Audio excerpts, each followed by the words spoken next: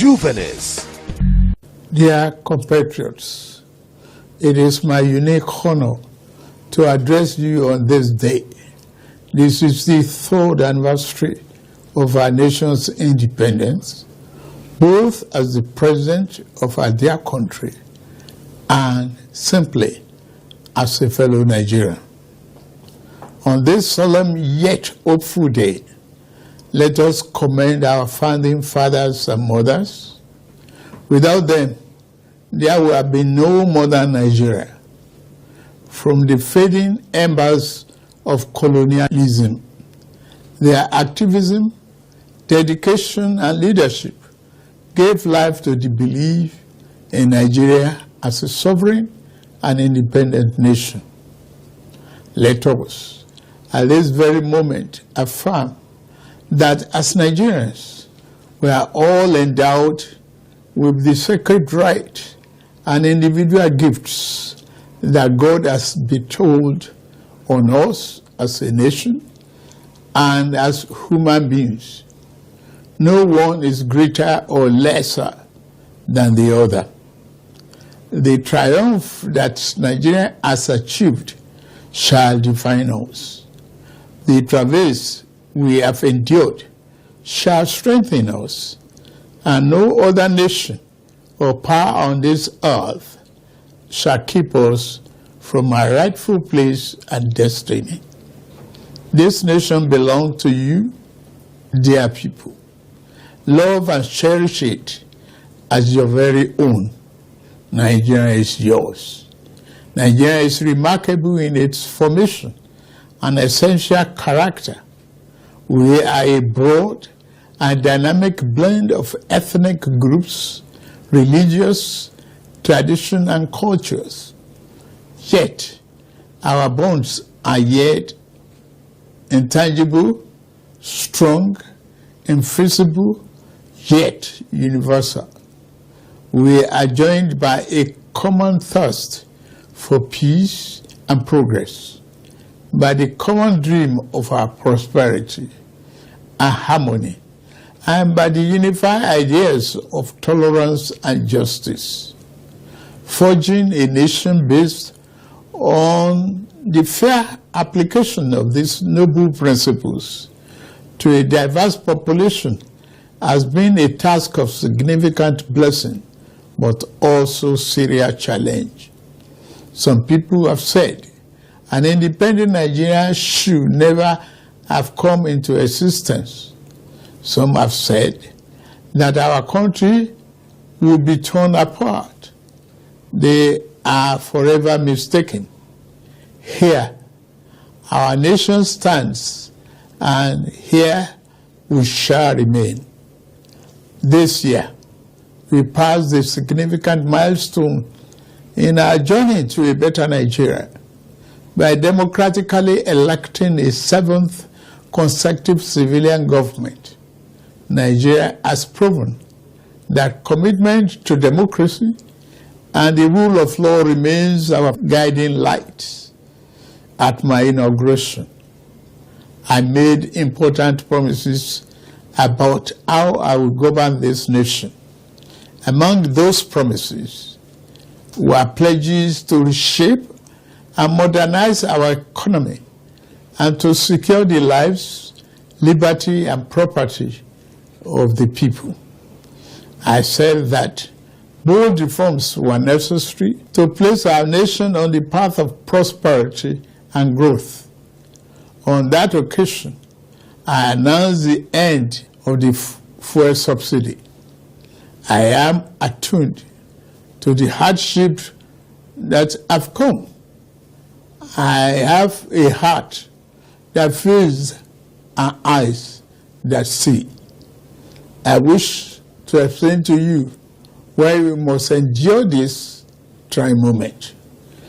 Those who sought to perpetuate the fuel subsidy and broken foreign exchange policies are people who will build their family mansion in the middle of a swamp. I am different. I'm not a man to erect our national home on a foundation of mud. To endure, our home must be constructed on safe and pleasant ground. Reform may be painful, but it is what greatness and the future require. We now carry the cost of reaching a future Nigeria where the abundance and fruit of the nation are fairly shared among all, not hoarded by a select and greedy few. A Nigeria where hunger, poverty, and hardship are pushed into the shadows and ever-fading past. There is no joy in seeing the people of this nation shoulder burdens that should have been shared years ago. I wish today's difficulties did not exist, but we must endure if we have to reach the good side of our future. My government is doing all that it can do to ease the load.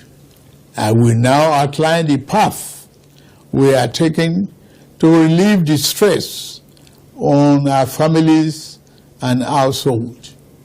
We have embarked on a several sectoral reform to stabilize the economy, direct fiscal and monetary policy to fight inflation, encourage production, ensure the security of lives and property, and lend more support to the poor and the vulnerable. Based upon our talks with labor, business, and other stakeholders, we are introducing a provisional wage award increment to enhance the federal minimum wage without causing undue inflation. For the next 6 months, the average low-grade worker shall receive an additional 25,000 naira per month. To ensure better grassroots development, we set up an infrastructure support fund for states to invest in critical areas. States have already received funds to provide relief packages against the impact of rising food and other prices. Making the economy more robust by lowering transport costs shall be key. In this regard, we have opened a new chapter in public transportation through the development of cheaper, safer, compressed natural gas, CNG, buses across the nation. These buses will operate at a fraction of current fuel prices, positively affecting transport fare. The new CNG conversion kits will start coming in very soon, as all hands are on deck to fast-track the usual lengthy procurement process. We are also setting up training facilities and workshops across the nation to train and provide new opportunities for the transport operators and entrepreneurs. This is a groundbreaking moment where, as a nation, we embrace more efficient means to power our economy.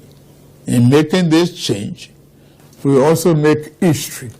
I pledged a thorough house cleaning of the den of malvisions the CBN has become. That house cleaning is well underway. A new leadership for the central bank has been constituted. Also, the special investigator will soon present its findings on the past lapses and how to prevent similar recurrences. Henceforth, monetary policy shall be for the benefit of all and not the exclusive province of the powerful and wealthy. Wise tax policy is essential for the economic fairness and development. I have inaugurated a committee on tax reform to improve the efficiency of tax administration in the country and address fiscal policies that are unfair or hinder the business environment and slow our growth. To boost employment and urban incomes, we are providing investment funding for enterprises with greater potential. Similarly, we are increasing investment in micro, small, and medium-sized enterprises. Commencing this month, the social safety net is being extended through the expansion of the cash transfer program to an additional 15 million vulnerable households. My administration shall always accord the highest priority to the safety of the people. Inter-service collaboration and intelligence sharing have been enhanced. Our service chiefs have been tasked with the vital responsibility of rebuilding the capacity of our security services. Here, I salute and commend our gallant security forces for keeping us safe and securing our territorial integrity. Many have paid the ultimate sacrifice. We remember them today and their families. We shall equip our forces with the ways and means needed to perform their urgent task on behalf of the people. We shall continue to make key appointments in line with the provision of Constitution and with fairness towards all men, women, youth, and physically challenged shall continue to be given due regard in these appointments. May I take this opportunity to congratulate the National Assembly for its role in the quick takeoff of this administration through the performance of its constitutional duties of confirmation and oversight. I similarly congratulate the judiciary as a pillar of democracy and fairness. I also thank members of our dynamic civil society organizations and labor unions for their dedication to Nigerian democracy. We may not always agree, but I value your advice and recommendations. You are my brothers and sisters, and you have my due respect. Fellow compatriots, the journey ahead will not be navigated by the fear or hatred. We can only achieve our better Nigeria through courage, compassion, commitment as one indivisible unit. I promise that I shall remain committed and serve faithfully. I also invite all to join this enterprise to make our beloved nation into its better self. We can do it. We must do it. We shall do it. I wish you all a happy 63rd Independence Anniversary. Thank you very much for listening. May God bless the Federal Republic of Nigeria and bless all of you. Oh, you're done already. I'm sure you liked it. Please leave your comments, like, and share this video. More importantly, please click on the thanks button so that you can support Jovenis TV to enable us create more content like you. We appreciate you. Thanks for watching. It's just, it's unique, it's versatile, it envisions, it's newsy, it inspires, it suits, it's Jovenis. A dual glossy magazine with educative and entertaining columns that reports contemporary issues, events, tells about individuals who can inspire positively, showcases latest trends in fashion, circulates all around Nigeria, Ghana, South Africa, London, and USA. Jovenis is published bi-monthly by Peanuts Communications Limited. For enquiries, event coverage or advert placement, call 0803 360 8271. 0805-787-1199. Juvenis Magazine.